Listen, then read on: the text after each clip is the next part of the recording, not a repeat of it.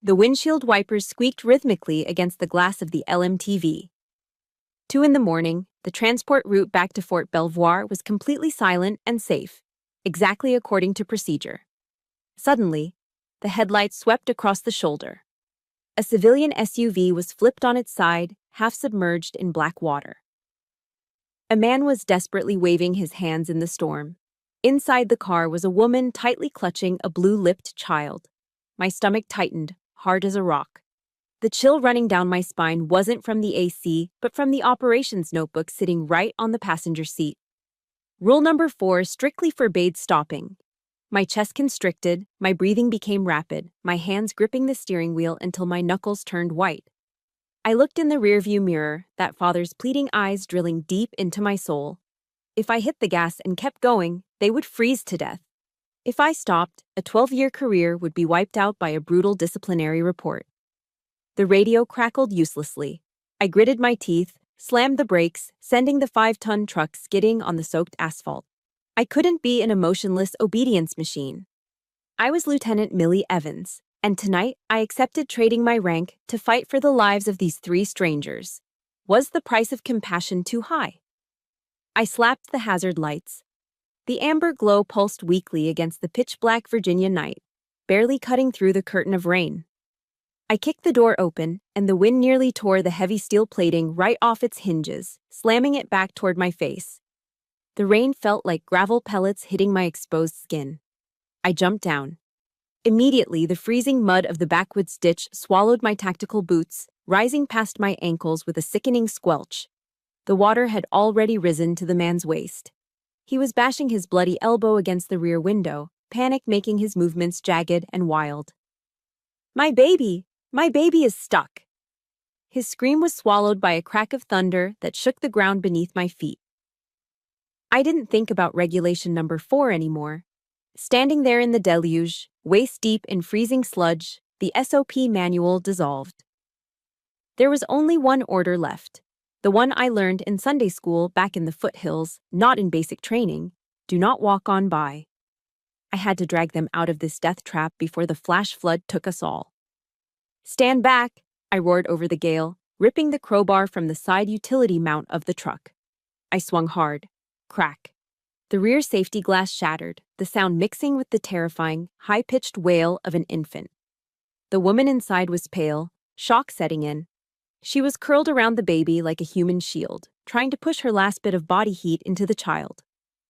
I waded through the rushing current, the water tugging at my legs like invisible hands. My fingers were numb, clumsy blocks of ice as I hooked the heavy steel toe chains onto the SUV's undercarriage frame. Click. Lock. I couldn't shake. This wasn't a drill at the motor pool. This was life or death.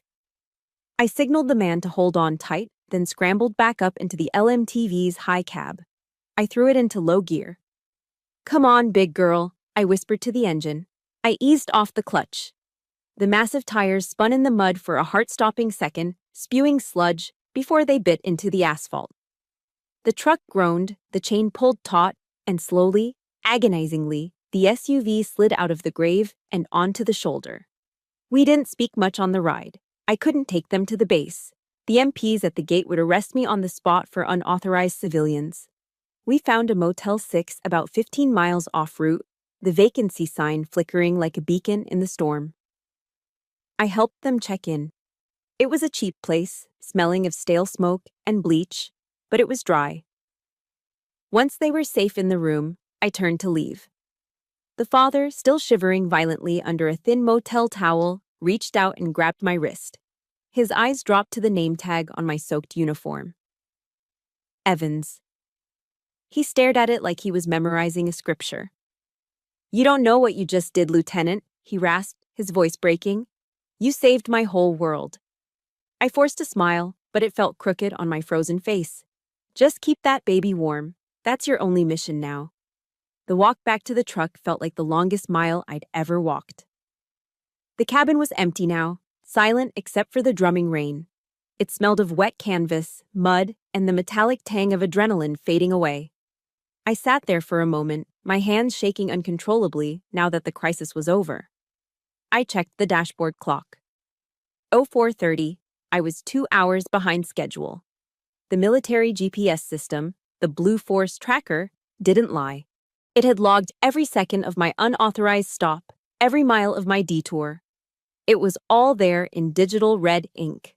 I knew exactly what was waiting for me at the gates of Fort Belvoir. It wouldn't be a commendation. It wouldn't be a medal. It would be Colonel Briggs. I could almost see him sitting in his office, sipping his Starbucks, waiting to tear me apart. I felt a sudden, crushing weight of loneliness in that cab. I needed to believe that somewhere outside of this army base, people still understood that human life comes before a rulebook. If you believe I made the right choice tonight, please hit that like button to stand with me. And tell me in the comments, just type, I would, if you would have stopped your truck for them too. Knowing you weren't alone makes this easier. I started the engine, swallowing the bitter taste of bile in my throat. I had just played the Good Samaritan, just like the Bible said. But in the eyes of the U.S. Army, I had just become a deserter. I put the truck in gear and headed toward my execution. At 0600, the fist pounding on the door of my transient quarters wasn't a wake-up call. It was a summons. I hadn't even had time to peel off my soaked uniform or scrub the Virginia clay from my skin. 2 military police officers stood in the hallway, their faces stone cold. Colonel Briggs wants to see you, Lieutenant. Now. They marched me across the base like a criminal. I was still wearing the evidence of my crime. My tactical pants were heavy with dried mud, my boots squelched with every step, and my hair was plastered to my skull. We walked into Administration Building A, a glass and steel fortress that hummed with efficiency. The transition was brutal. Outside, the world was wet and chaotic. Inside Colonel Briggs's office, it was a climate-controlled sanctuary. The air conditioning was set to a crisp 68 degrees, humming softly. The room smelled expensive, not like the motor pool's burnt coffee, but like a fresh brew from a high-end machine. A Starbucks cup sat steaming on the corner of his mahogany desk, the mermaid logo mocking my exhaustion. Colonel Briggs didn't look up when I entered. He was reviewing a file, his reading glasses perched on the end of his nose. He didn't tell me to stand at ease. He left me standing at the position of attention, rigid, just inside the door. 5 minutes passed, then 10. The silence was a weapon. I started to shiver, the freezing AC cutting through my damp layers. A drop of muddy water fell from the hem of my jacket and landed on his pristine beige carpet with a soft plip. Then another. Plip. I was staining his sanctuary, and I knew he was letting it happen on purpose, a silent humiliation before the storm. Finally, 15 minutes in, Briggs took off his glasses. He looked at the puddle forming around my boots, then up at my face. His eyes were devoid of humanity. He looked at me the way one looks at a cockroach that has scurried into a clean kitchen. Lieutenant Evans, he said, his voice quiet but sharp enough to cut glass. Do you labor under the delusion that the United States Army provides you with a $500,000 light-medium tactical vehicle so you can operate it as your personal Uber? I swallowed hard, my throat dry. Sir, there was a civilian vehicle overturned, a flash flood. There was an infant, blue in the face. They were dying. Bam! Briggs slammed his open palm on the desk. The sound cracked through the room like a pistol shot. I flinched instinctively. I don't care if it was the President of the United States, Briggs roared, standing up. Procedure is procedure. You deviated 15 miles off your logged route. You put sensitive military cargo at risk because of some bleeding heart impulse. He walked around the desk, circling me like a shark. He stopped right next to my ear. I could smell his cologne, clean, expensive, overpowering the smell of swamp mud on me. You know, Evans, he whispered, his voice dripping with venom. I have always said that females have no place in tactical transport. You are a liability. You see a few tears and you forget your discipline. It's biology. You can't help your weak, emotional nature. The insult hit me harder than the cold. He wasn't just attacking my decision. He was attacking my existence in this uniform. He was reducing 12 years of perfect service record down to my gender. You want to play Mother Teresa? He sneered, stepping back to look me up and down with disgust. Fine. but don't do it while wearing that flag on your shoulder. You are defiling it with your incompetence. I clenched my hands behind my back, my fingernails digging into my palms until I felt the skin break. I locked my knees. Do not cry, I told myself. Do not let him see you break. I would not give him that satisfaction. Briggs walked back to his desk and pulled a single sheet of paper from a folder. The header was red. Go Moore, General Officer Memorandum of Reprimand. In the military, this is a career death sentence. It stays in your permanent file forever. It screams failure to every promotion board. Sign this, he said, his voice bored now, the rage replaced by bureaucratic coldness. As of this morning, you are stripped of your convoy command. Your driving privileges are revoked.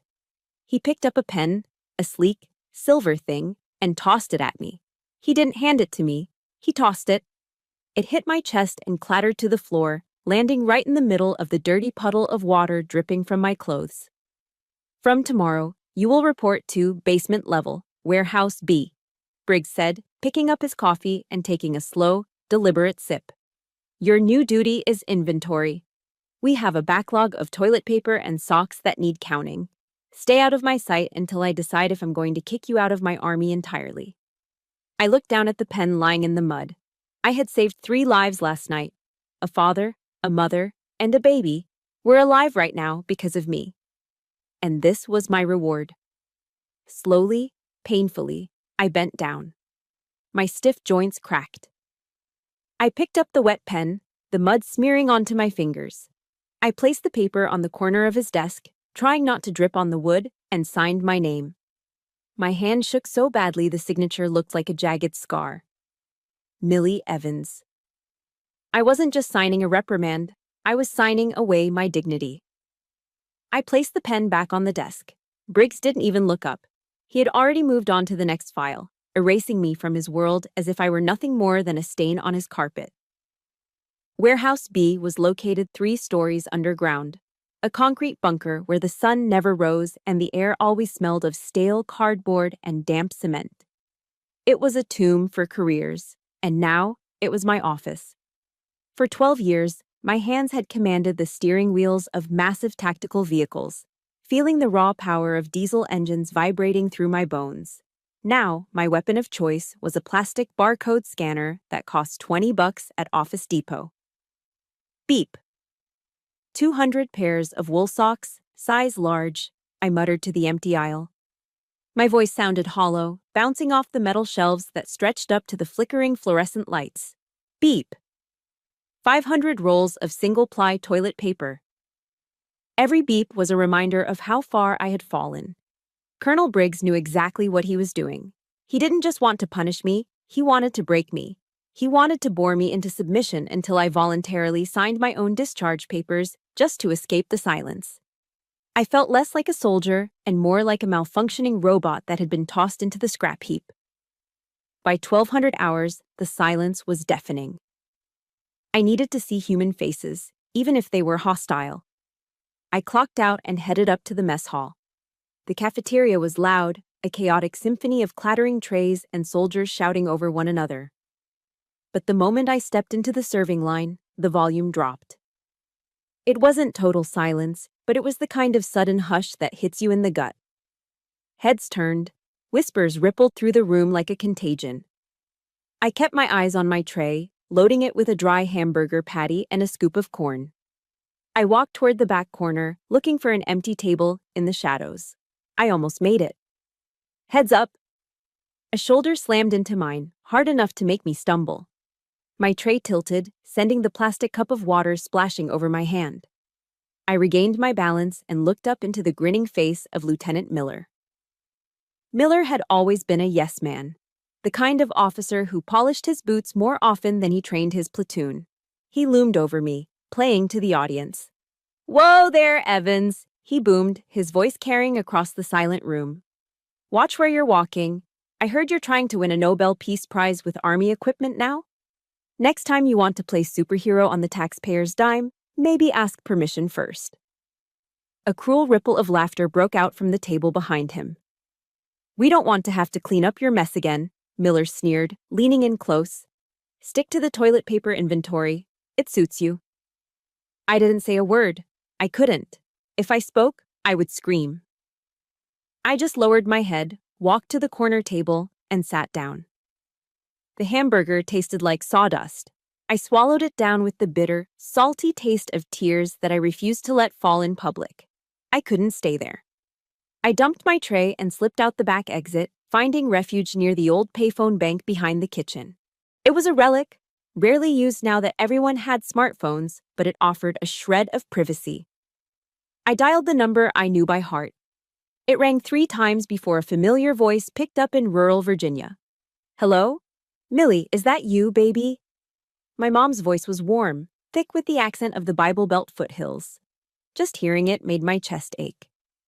Hi, Mama, I said, fighting to keep my voice steady. Oh, praise God, I've been worried sick. You haven't called in days, with all those storms on the news. Are you safe? I bit my lip so hard I tasted iron. I looked at my boots, scuffed and dull, standing on the dirty concrete. I wanted to tell her everything. I wanted to tell her that I was drowning, that my career was over, that I was being treated like a pariah. I'm fine, Mama, I lied. The words felt like ash in my mouth. Actually, I got a new assignment. It's an administrative role, desk work. It's much safer than the convoys. I heard her let out a long, heavy sigh of relief. Oh, thank you, Jesus. I always prayed you'd get off those dangerous roads. I'm so proud of you, Millie. You're doing such important work.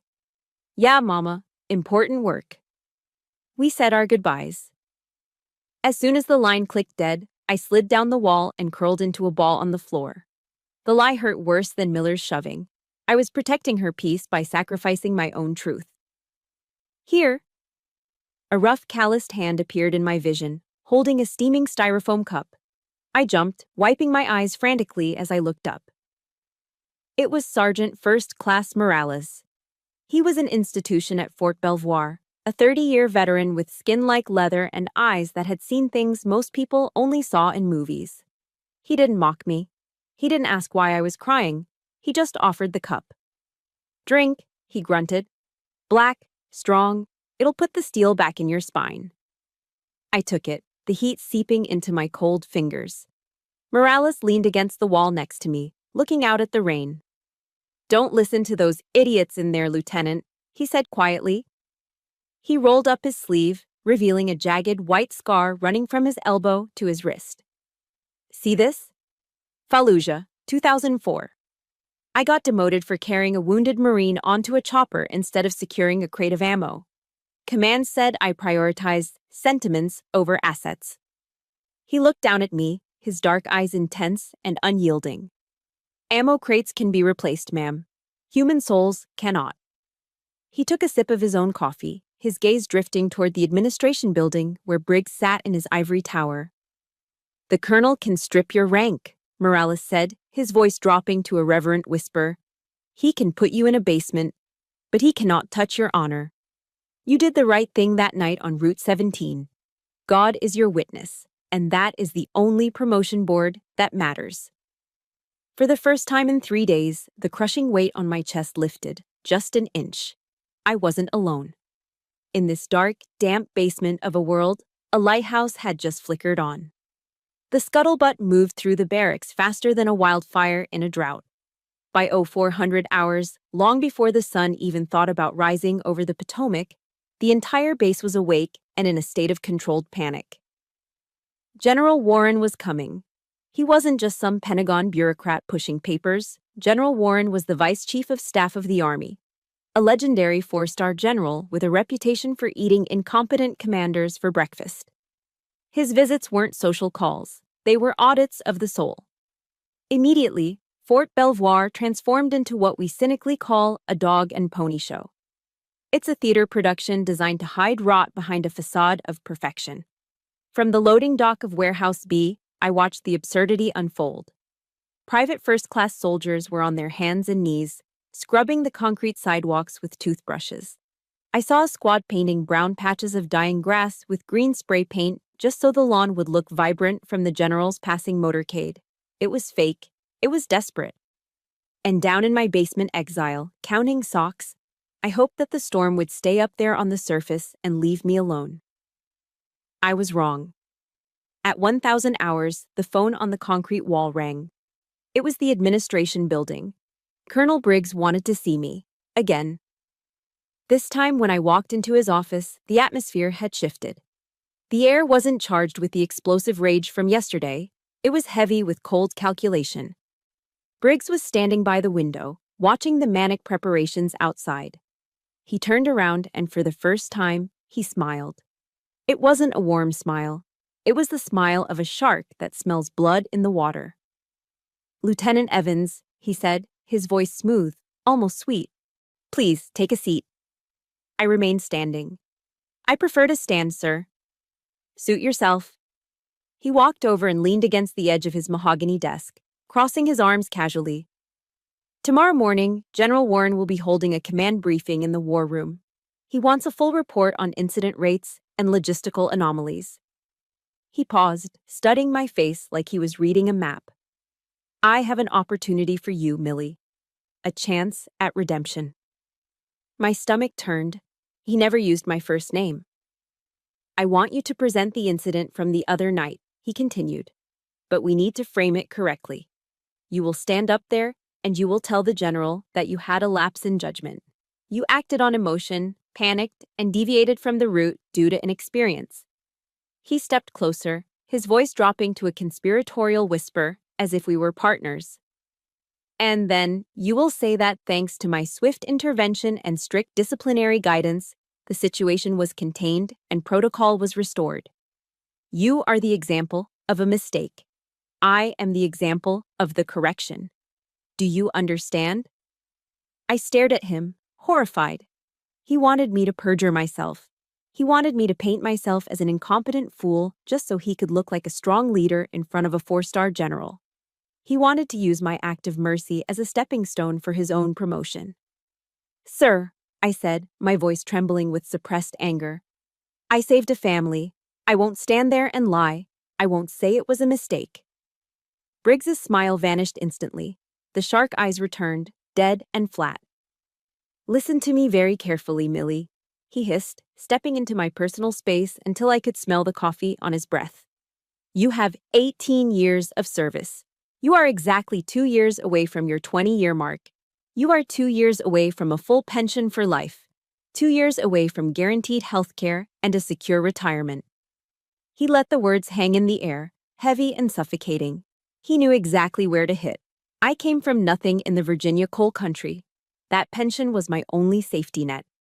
Without it, I was just a middle-aged woman with a bad back and no civilian skills, facing an old age of poverty.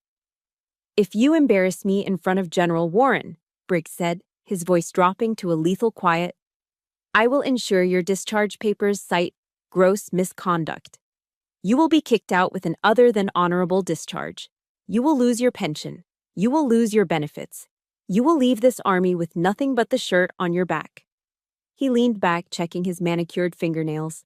"So, you have a choice. Be my puppet for 10 minutes, or be homeless by Christmas." I felt the blood drain from my face. It was blackmail, pure and simple. But it was blackmail I couldn't fight. The system was rigged, and he held the keys.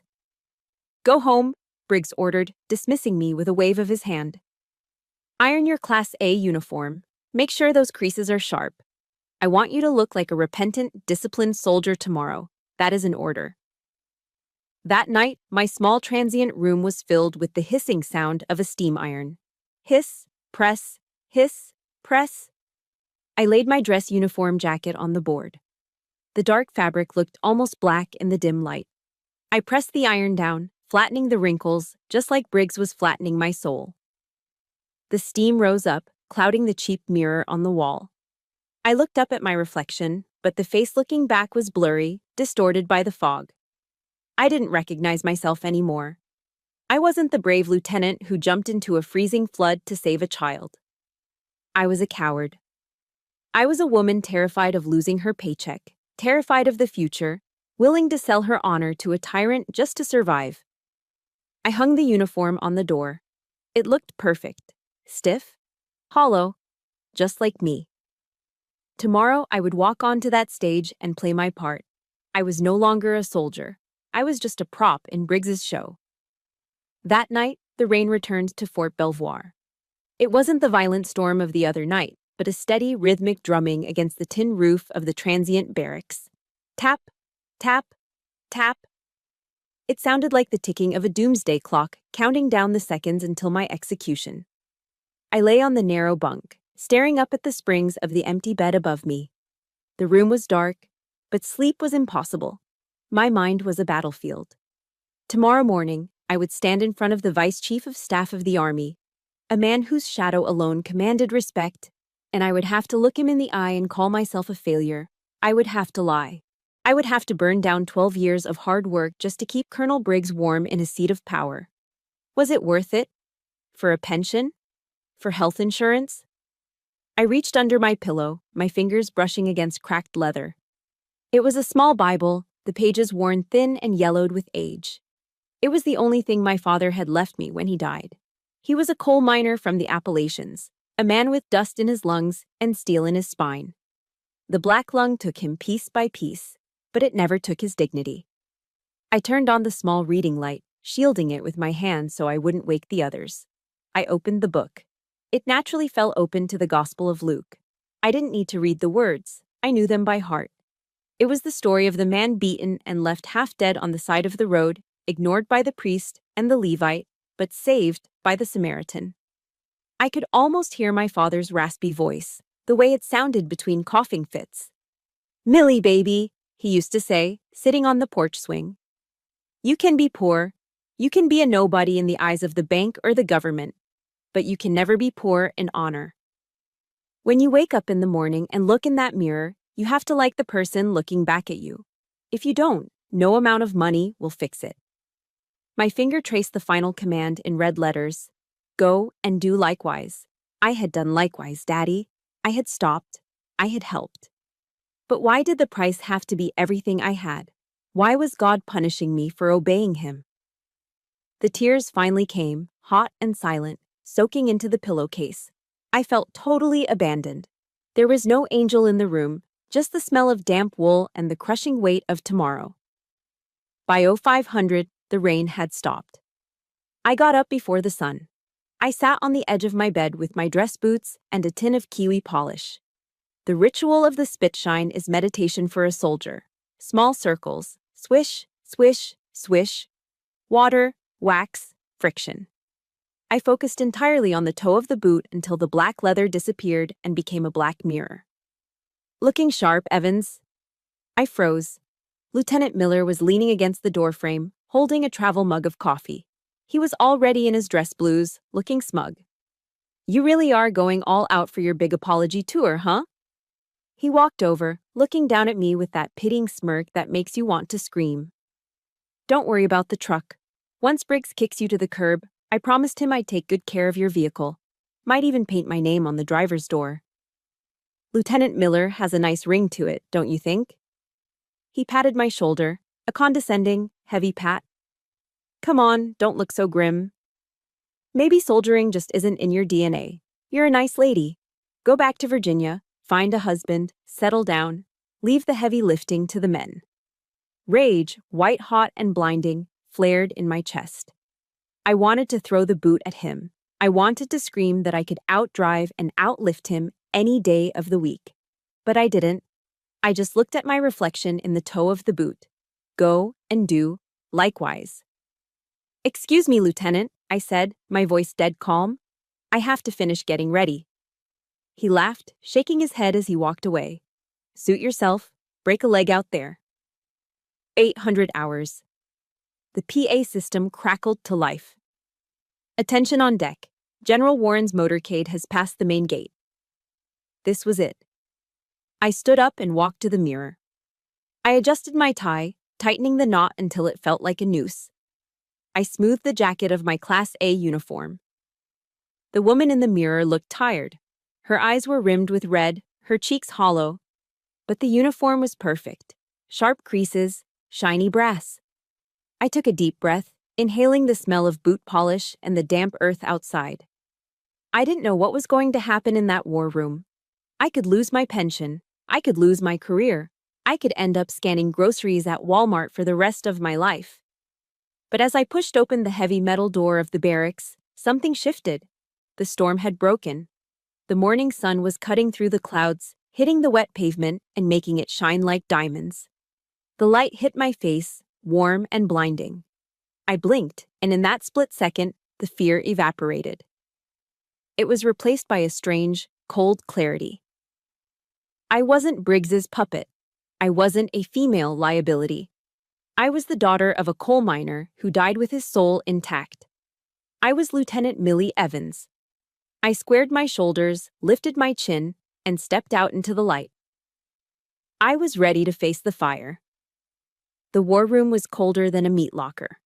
I don't know if they kept the thermostat at 60 degrees to keep the servers from overheating or to keep the officers awake, but the chill cut right through my dress uniform. It was a sterile, windowless chamber dominated by a massive, polished mahogany table. At the far end, flanking a large projection screen, stood the American flag and the Army flag, their gold tassels still and heavy. At the head of the table sat General Warren. I had seen him on CNN and in official portraits, but seeing him in person was different. He didn't look like a movie general. He wasn't barking orders or chomping on a cigar. He was small, almost unassuming, with gray hair cropped close to his scalp. But the 4 silver stars on each of his shoulders caught the fluorescent light with a terrifying brilliance. He radiated a quiet, absolute authority that made the air in the room feel thin. Around the table sat his staff, bird colonels and majors with clipboards, sitting frozen like statues. No one spoke, no one moved. The only sound was the hum of the projector fan and the turning of pages as General Warren silently reviewed the briefing packet. I stood in the back corner, the designated spot for the accused, feeling smaller than a speck of dust. "Proceed," General Warren said. He didn't look up. Colonel Briggs practically leapt into action. He strode to the front of the room, clicking a laser pointer with the confidence of a man who believes his own hype. "General, as you can see from this quarterly analysis," Briggs began, his voice booming in the acoustic dead space, "the Fort Belvoir Transport Division is operating at a 110% efficiency. Our maintenance cycles are ahead of schedule, and our disciplinary rates are at historic lows." He clicked through slides of colorful pie charts and graphs.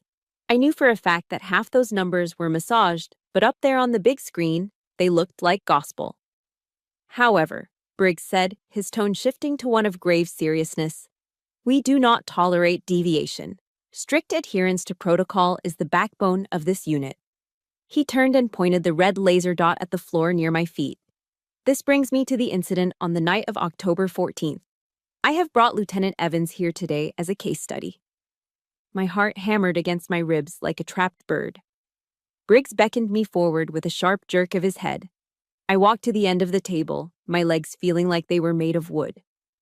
I snapped to the position of attention, staring straight ahead at the wall, avoiding General Warren's gaze. "Lieutenant Jean Evans," Briggs said. "My middle name is Marie." He didn't even know my name. He didn't care. To him, I was just a prop.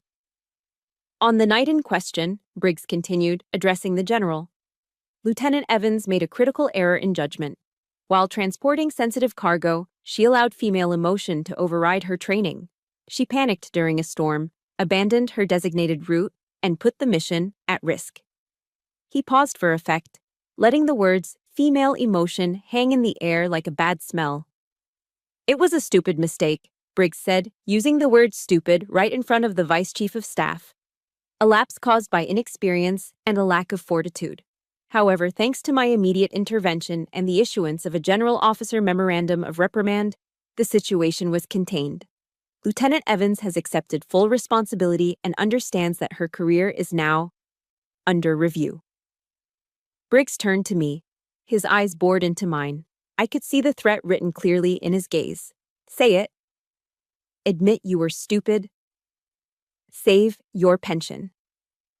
"Lieutenant," Briggs barked, "confirm for the general that your actions were a result of poor judgment and that you accept the disciplinary measures." I opened my mouth. The script was ready. "Yes, sir. It was my fault, sir. I was scared, sir. I thought about the 2 years left until retirement. I thought about the health insurance I needed for my back. I thought about being homeless at 40. The fear was a physical weight pressing down on my lungs, suffocating me. In that moment, standing between a lie that would save me and a truth that could destroy me, I felt paralyzed. The room started to spin. I felt totally alone against a giant. If you believe that the truth is worth more than a paycheck, please hit that like button to give me strength. And tell me in the comments, just type truth if you want me to defy him and speak up. Knowing you are standing right here with me is the only thing keeping me on my feet. I took a breath, but the words wouldn't come out. My throat had closed up. Wait. The single word cut through the tension like a knife. It wasn't loud, but it stopped the world. General Warren hadn't moved. He was still looking down at the file, but now, slowly, he closed the folder. He took off his reading glasses and set them on the mahogany table with a deliberate click. Then, he looked up. He didn't look at Colonel Briggs. He looked past him, straight at me. His eyes were steel gray, sharp and piercing, but they didn't hold the anger I expected. They were searching. It was a look of intense, almost unnerving recognition. "Lieutenant Evans," the general said. His voice was quiet, but it carried a weight that made the hair on my arms stand up. Ignore the colonel's flowery language for a moment. He pushed the Go More paperwork, the career death sentence I had signed, to the side, as if it were trash. "I want to hear it from you," Warren said. "Directly. What exactly did you do at 0200 hours on October 14th on Route 17? Briggs turned pale. He stepped forward, trying to block the general's view of me. "General, she is confused. She has already admitted." General Warren didn't even turn his head. He simply raised one hand, palm out, silencing Briggs instantly. "I am asking your soldier, Colonel," Warren said, his voice dropping an octave, deadly and cold. "Not you." He locked eyes with me again, waiting. The silence in the room was deafening. The charade was cracking. And I was the only one holding the hammer. I swallowed hard, the sound loud in my own ears. My heart was hammering against my ribs so violently I thought everyone in the silent war room could hear it. Briggs was staring at me, his eyes wide and threatening, silently screaming at me to stick to the script. Say it. Say you were stupid. Save your pension. But I couldn't do it. Standing there under the glare of the Vice Chief of Staff, I realized that if I was going to lose my career today, I wasn't going to lose my soul with it. "General," I said. My voice shook, but the words were clear. "I did stop my vehicle, unauthorized." Briggs nodded slightly, a smirk tugging at the corner of his mouth. He thought I was folding. "But it wasn't a mistake due to inexperience," I continued, lifting my chin. "I saw a civilian SUV overturned in a flash flood. The water was rising. There was a baby inside, blue from hypothermia. I used my LMTV to tow them to safety because if I hadn't, they would be dead right now." I locked eyes with General Warren, bracing myself for the explosion. Beside me, I heard Briggs inhale sharply, ready to interrupt, ready to bury me. But the explosion didn't come. General Warren didn't scream. He didn't order the MPs to drag me out. Instead, he slowly stood up. He walked around the massive mahogany table, his footsteps echoing on the polished floor. He stopped right in front of me.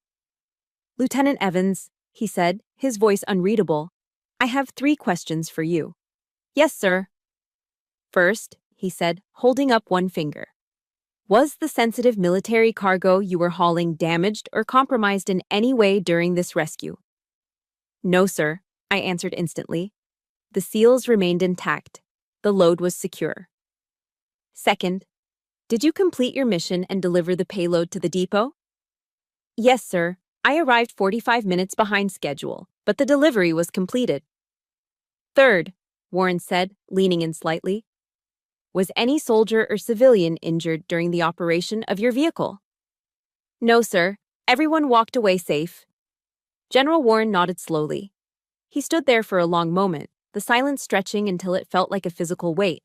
Then, he spun on his heel, turning his back on me to face Colonel Briggs. The calm demeanor vanished. His eyes were suddenly blazing with a cold, terrifying fire. "So," Colonel Briggs, Warren said, his voice dropping to a dangerous growl.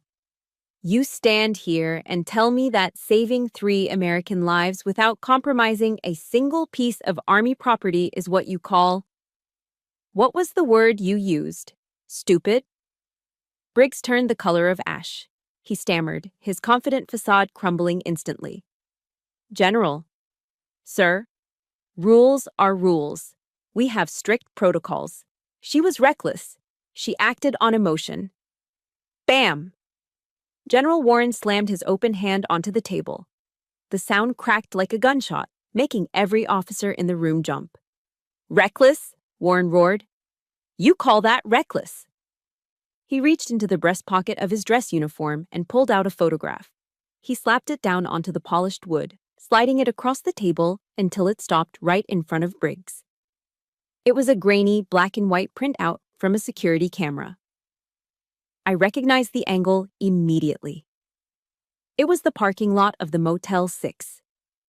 It showed my massive LMTV parked sideways, shielding a small battered SUV from the driving rain. I received a phone call at 300 that night, General Warren said, his voice trembling with an emotion that wasn't anger anymore. From a man who thought he was going to die in a ditch. He told me that a soldier stopped when no one else would. Warren pointed a shaking finger at the photo. That man in the car, Colonel, is my son-in-law. The woman holding the baby is my daughter, Sarah. A collective gasp went through the room. The air seemed to be sucked out of the space. General Warren took a step closer to Briggs, his voice cracking.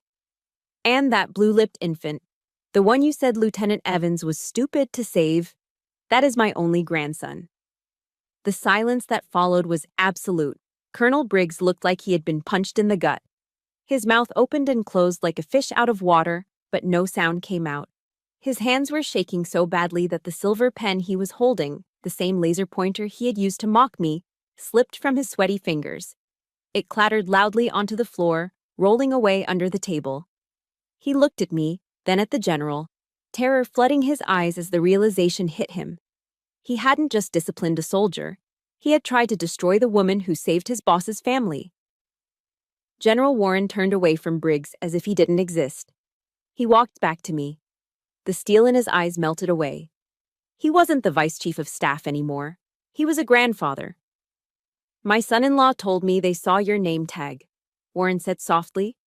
He said you told him his only mission was to keep that baby warm. He reached out and placed a hand on my shoulder. It wasn't a formal gesture. It was a squeeze of pure, desperate gratitude. You didn't break the rules, Lieutenant, he whispered, loud enough for the whole room to hear. You rewrote the rule on humanity that your commander seems to have forgotten. You saved my whole world. I felt the tears finally spill over. I tried to stay at attention, but my shoulders shook. The knot of fear and humiliation that had been strangling me for 3 days suddenly unraveled. I wasn't a failure. I wasn't a disgrace. I was a soldier, and I had done the right thing. The silence in the war room was no longer heavy. It was electric. All eyes were glued to Colonel Briggs, who was sweating so profusely that beads of perspiration were dripping onto his stiff collar. The confident, arrogant commander who had strutted around the room 5 minutes ago with his laser pointer was gone. In his place was a desperate man trying to salvage a career that was rapidly disintegrating. General, sir, Briggs stammered, his voice rising in panic. He looked around the room for support, but found none. Please, you have to understand. I had no idea. I didn't know it was your daughter. If I had known it was your family involved, obviously, I would have authorized the stop. I would have sent an escort. Stop! General Warren cut him off. The word was soft, but it hit with the force of a physical blow. The general looked at Briggs with an expression of pure, unadulterated disgust. That is precisely the problem, Colonel, Warren said, shaking his head slowly. If you had known it was my family, you would have pinned a medal on her chest yourself. You would have rolled out the red carpet. But because you thought they were just anonymous civilians, just nobodies dying in a ditch, you tried to destroy her.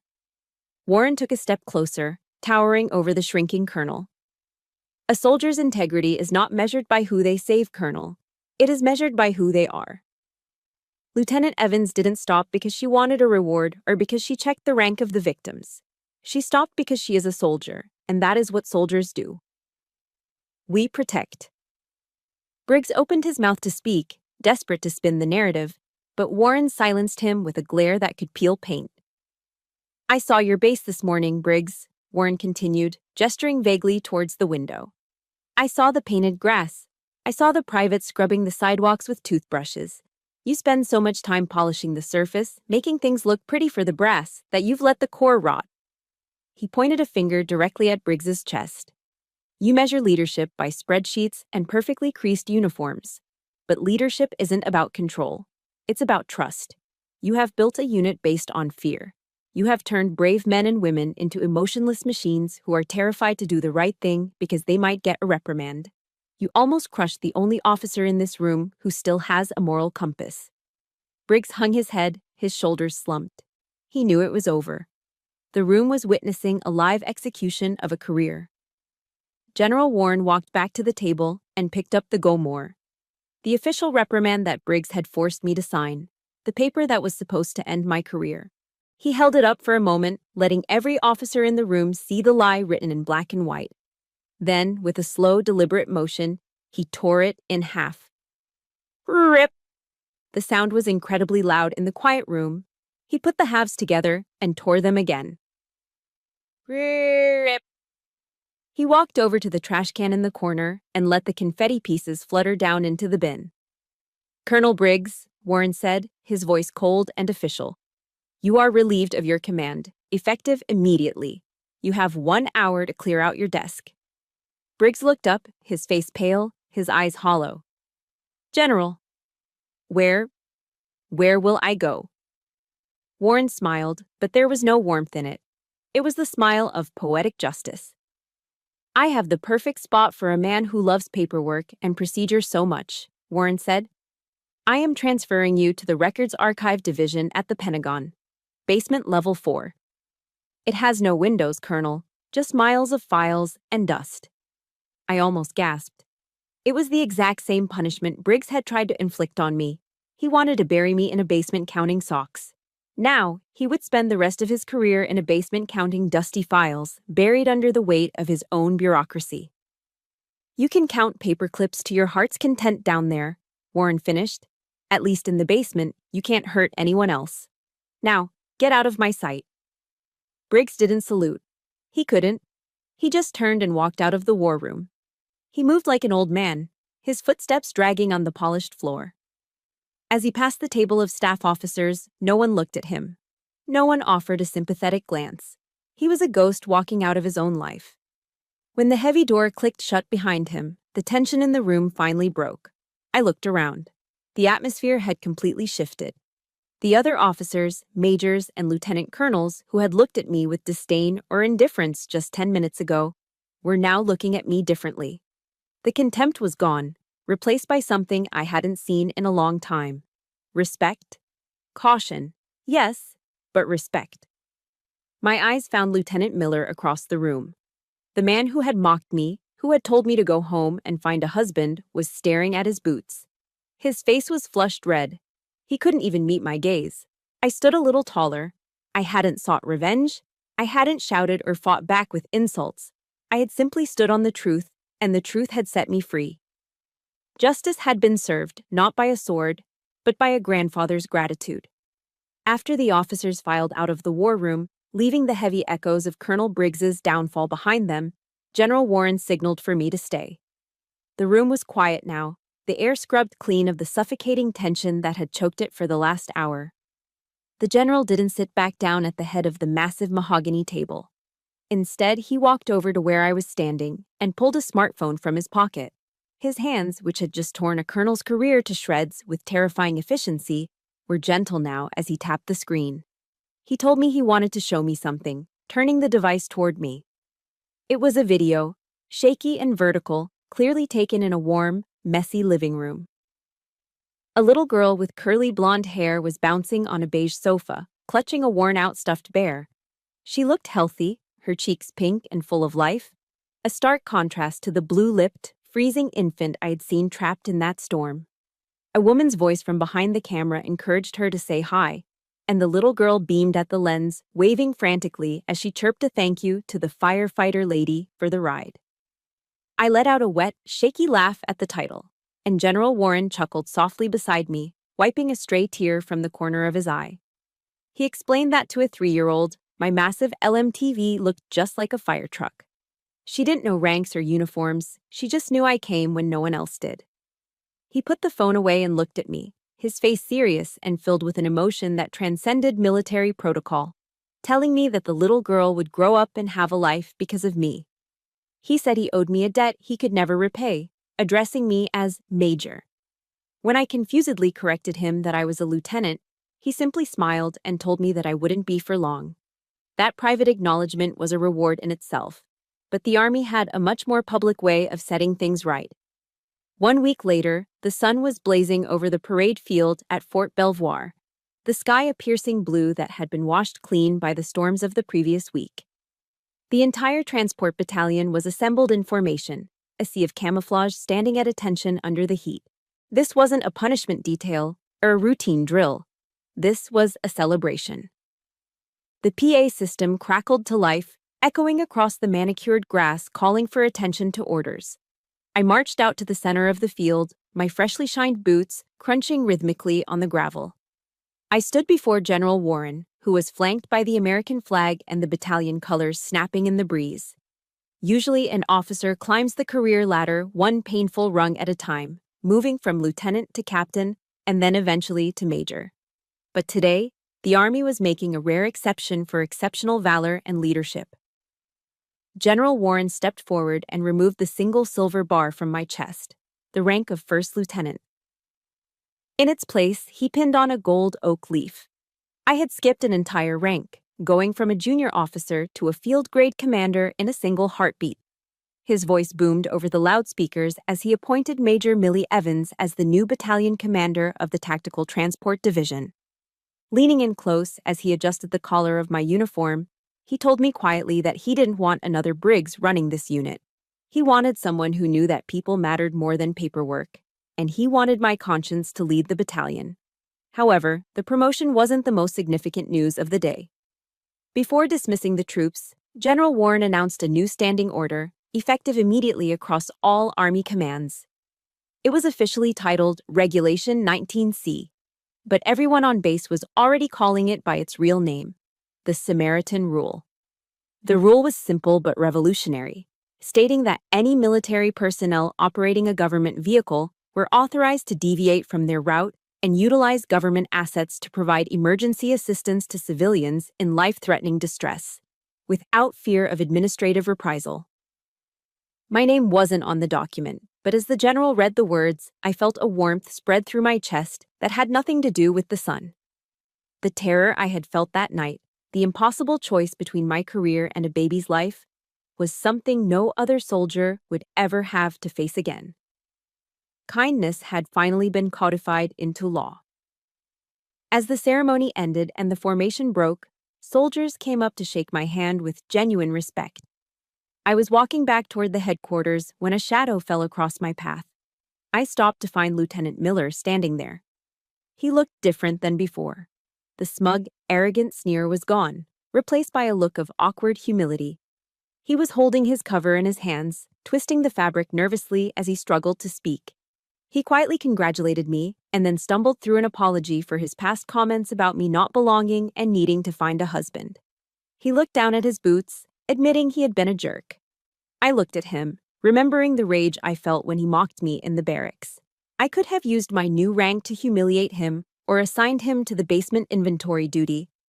But then I thought of Sergeant Morales and his lesson that human souls cannot be replaced. If I crushed Miller now, I was no better than Briggs. I extended my hand firmly. I told him it was forgotten, and as he took my hand in a firm grip, I gave him a small smile. I ordered him back to work with one piece of advice: never laugh at someone trying to do the right thing, because he never knew when he might need a Samaritan himself. Miller nodded, and for the first time, the salute he gave me was genuine. I watched him walk away, then turned toward the motor pool with a full heart. I had a battalion to run, and for the first time in my life, I truly felt like I was exactly where I belonged. 1 year had passed since the storm that changed everything, and the seasons in Virginia had turned a full circle. The dogwood trees outside the administration building were shedding their leaves, painting the sidewalks in shades of russet and gold. I sat behind the large mahogany desk, the same desk where Colonel Briggs used to sit and clean his fingernails while ignoring his soldiers. But the room felt different now. Under Briggs, this office had been a fortress, sealed tight with blinds drawn, and the air conditioning set to a meat locker chill. Now, the windows were cracked open, letting in the crisp autumn breeze and the distant sounds of the motor pool. The expensive espresso machine was gone, replaced by a standard-issue drip coffee maker that gurgled happily in the corner. The pot was always full of hot, cheap coffee, and the door was always open. Soldiers didn't stand at rigid attention when they came in here anymore. They came to talk, to plan, and sometimes just to breathe. My unit, the Tactical Transport Division, had earned a new nickname around Fort Belvoir. They called us the Samaritan Squad. It wasn't official Army doctrine, but it was written on our hearts. In the last 12 months, my drivers had stopped to assist in over 50 roadside emergencies along the winding back roads of the Blue Ridge foothills. We had pulled cars out of ditches, changed tires for stranded grandmothers, and provided first aid at accident scenes until the paramedics arrived. We proved that you could deliver the Army's cargo on time and still carry hope to the people you swore to protect. I shifted in my chair, picking up a plain white envelope that had arrived in the morning mail. There was no military rank on the return address, just a name and a P.O. box in rural Ohio. It was from the man who had tried to destroy me. I unfolded the letter. The handwriting was familiar, but it looked different, shakier, less aggressive than the sharp signature I remembered on my reprimand. Former Colonel Briggs wasn't sitting in a Pentagon basement anymore. He had retired quietly 6 months ago. Now, he wrote, he was volunteering at a Red Cross distribution center. He described his days, not as a commander barking orders, but as a worker moving crates of supplies for disaster relief. He talked about the backaches and the sweat, the physical toll of manual labor that he used to despise. But then came the lines that made me pause. He wrote that for the first time in 20 years, he was sleeping through the night. He admitted that the warehouse work was humbling, but it was honest. He thanked me for teaching him the hardest lesson of his life. That honor isn't something you wear on your shoulder loops, it's something you carry in your chest. He ended the letter asking for forgiveness for the arrogant old fool he used to be. I folded the paper slowly and placed it in my drawer. There was no bitterness left in me, only a quiet sense of peace. Forgiveness, I had learned, was never really for the other person. It was a gift you gave yourself to let go of the heavy baggage of hate. I hoped he found his redemption among those crates. I looked up at the only decoration on my desk. It wasn't a medal or a plaque or a certificate of commendation. It was a cheap, black plastic frame holding a grainy, low-resolution photograph. General Warren had sent it to me a week after my promotion. It was a still frame printed from the security camera of the Motel 6 that night. The image was blurry, streaked with digital rain, and completely black and white. It showed a massive, dark shape, my LMTV truck, parked sideways across the frame. Tucked behind it, sheltered from the fury of the storm, was the small, fragile silhouette of the civilian SUV. It wasn't a beautiful picture. To anyone else, it just looked like a traffic jam in a storm. But to me, it was the most beautiful thing I owned. On the back, in his neat, cursive script, the general had written, "For the days when the storms return." So you never forget what real courage looks like. I traced the edge of the frame with my thumb. That photo was my compass. It reminded me that the biggest machine is nothing without a human heart behind the wheel. Outside, the sky began to darken. A gray curtain of clouds rolled over the Potomac, and the first drops of rain began to splatter against the window pane. It was starting again. Another Virginia storm was brewing, threatening to turn the dirt roads into rivers of mud. I stood up and walked to the window, looking down at the motor pool. The engines were roaring to life. A convoy of 20 LMTVs was lined up, their headlights cutting through the gloom, ready to transport supplies to the coast. I picked up the radio handset from my desk. The plastic felt cool and familiar in my palm. I keyed the mic, my voice steady and calm. Attention all Samaritan stations, this is Samaritan 6, I said, watching the rain intensify. We have heavy weather incoming. The roads are going to be slick and visibility will be near zero. Your mission is to get the payload to the destination.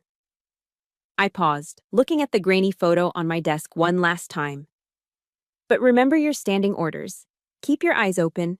If you see someone in trouble, you stop. We don't leave anyone behind in the dark. Watch your 6 and drive safe. Samaritan 6, out.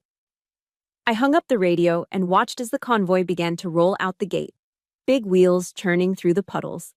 The storm was coming, loud and dangerous, just like it had a year ago. But this time, I wasn't afraid. I knew that no matter how dark the night got, we were the ones driving the lights. We were the ones carrying the fire, and that was a legacy worth more than any rank. You know, looking back at that rainy night on Route 17, I realized that we often confuse rank with leadership and rules with righteousness. But the truest test of character isn't what you do when the sun is shining and the general is watching. It's what you do in the dark, when the only witness is your own conscience. We are all driving our own heavy trucks through life, focused on our deadlines and our paychecks. It is easy to just keep driving, but never let your schedule become more important than a human soul. Real honor isn't something that can be pinned on a uniform or framed on a wall. It is earned in the mud, by lifting others out of their storms. Always choose to be the Samaritan. Now, I want to turn the radio over to you. I know I'm not the only one who has faced a hard choice. Have you ever had to break a rule to do what you knew was right? Or maybe you were the one stuck in the ditch, praying for headlights to appear. I read every single comment, so please share your story below. I'd be honored to hear it. If my journey inspired you today, please hit that like button and subscribe to the channel. It helps us keep these stories of hope rolling down the road. Until next time, keep your eyes open and never leave anyone behind. Over and out.